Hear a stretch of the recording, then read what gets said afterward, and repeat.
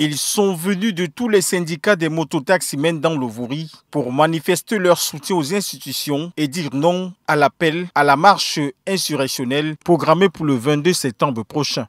Nous sommes donc venus aujourd'hui à l'enceinte de la préfecture pour que ce ne soit pas un mouvement hors la loi, pour désolidariser de tout mouvement concernant les insurrections proclamées du 22. Benjamin Boutou salue le professionnalisme et les appelle à plus de responsabilité.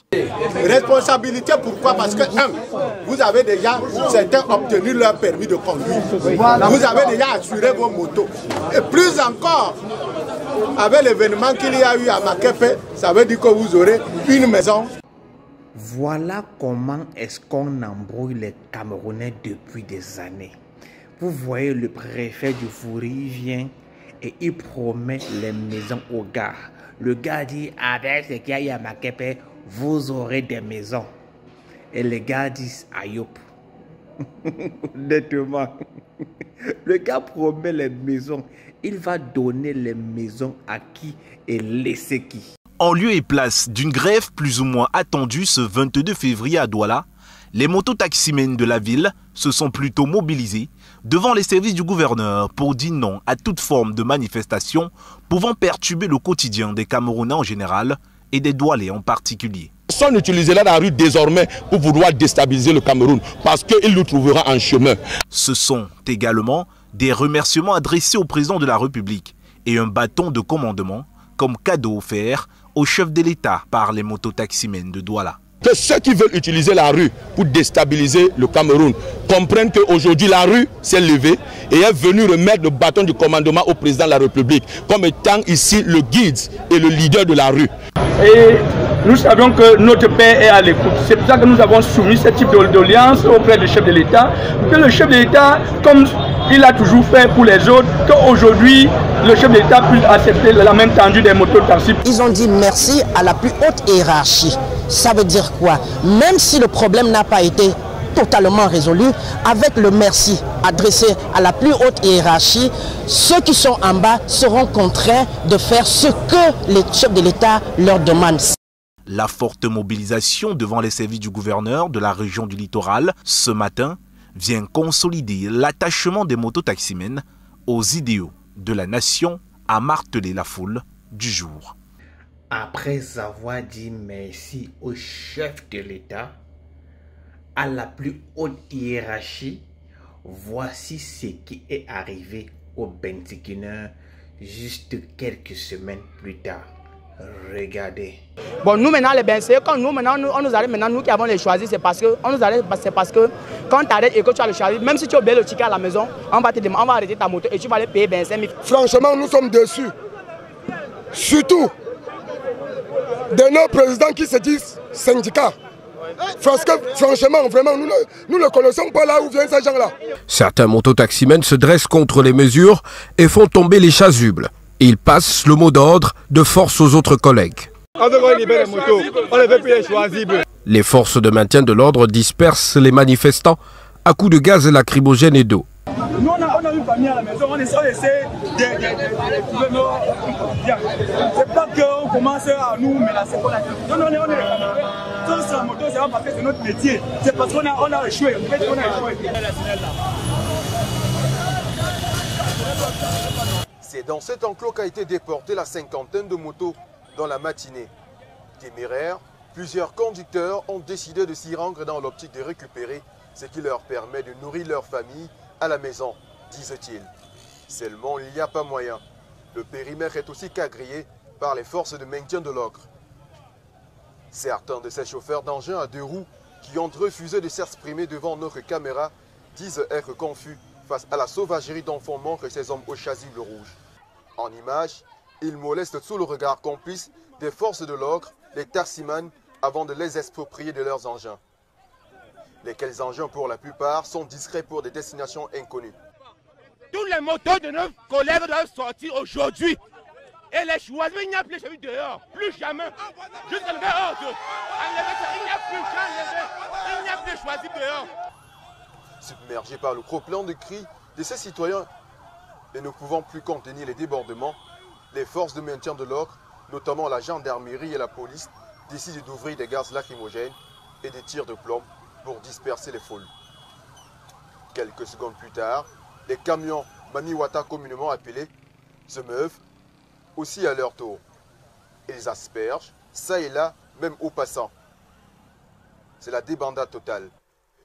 L'occasion faisant le larron, les supposés agents de la police municipale en profitent pour arracher les motos avec bastonnade à ces derniers apeurés. Je l'ai dit une fois, je vais encore le redire. La dictature n'a pas d'amis. La dictature n'a aucun ami. Ces mecs vont vous utiliser. Et après, ils vont vous jeter comme une orange pressée ou vous jeter comme un papier hygiénique après usage. Hier, on a vu comment le gouverneur du littoral a appelé les bensikineurs à ses bureaux. Juste parce que les bensikineurs voulaient marcher avec le MRC. Le gars fait venir les gars, il a fait des promesses. Le gars a dit, il va faire ceci au bensikineurs, il va faire cela, il va faire ci, il va faire cela. Et les bensikineurs ont dit, Paul Biya Ayop, gouverneur Ayop. Les gars étaient contents à cause des promesses du gouverneur. L'autre jour encore, les enseignants ont voulu manifester leur colère en descendant dans la rue. Le même gouverneur fait venir des bensikineurs et il fait d'autres promesses. Et les bensikineurs ont dit, nous confions la rue à Paul Biya. Paul Biya est désormais le maître de la rue. Quelques semaines plus tard, les mêmes bensikineurs ont des problèmes. Ils veulent manifester, ils vont dans la rue, ils sont tabassés, ils sont arrosés, ils sont arrêtés. Et il y en a d'autres, on a confisqué leur moto. Confisqué la moto. Et ces mêmes bensikineurs étaient chez le gouverneur pour dire Ayop, pour dire Paul Biya est le meilleur, Paul Biya est le champion. Le gouverneur, c'est un bon gouverneur. Ces mêmes bensikineurs. Et aujourd'hui, ces gars sont en train de lire l'heure. Ils voient que le gouverneur était seulement en train de mentir. La dictature n'a pas d'amis.